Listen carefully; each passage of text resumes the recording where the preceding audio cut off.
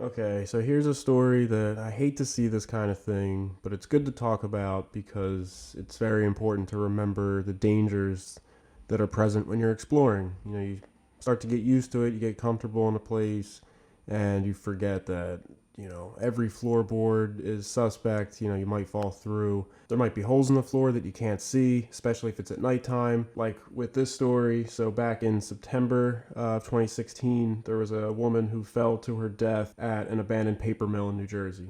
The paper mill was built in 1907 and closed in 2003. The property became a Superfund site in 2009.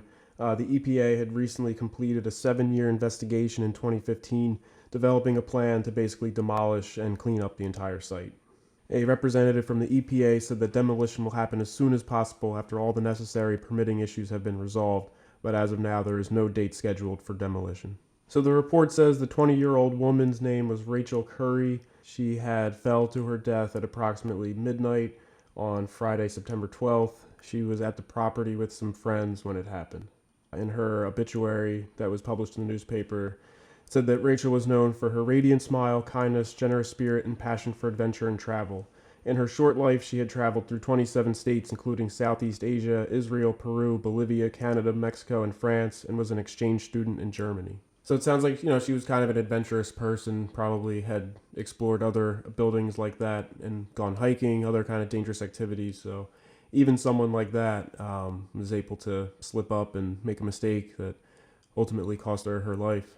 A 2008 report about the abandoned paper mill stated that buildings at the site have been damaged due to scavenging and vandalism, resulting in extensive impact to asbestos containing materials, and presumed asbestos containing materials both inside and out of the buildings are now in poor condition in many of the areas throughout the facility.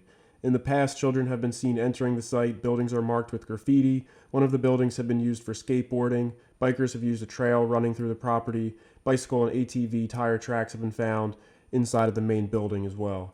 It was cautioned at the time that trespassers can inhale the asbestos and carry it home in their clothing and hair and expose it to other family members. And then in 2010, a spokesperson from the EPA stated that debris has been cleared from the site, lighting and additional fencing has been installed, and warning signs were put up.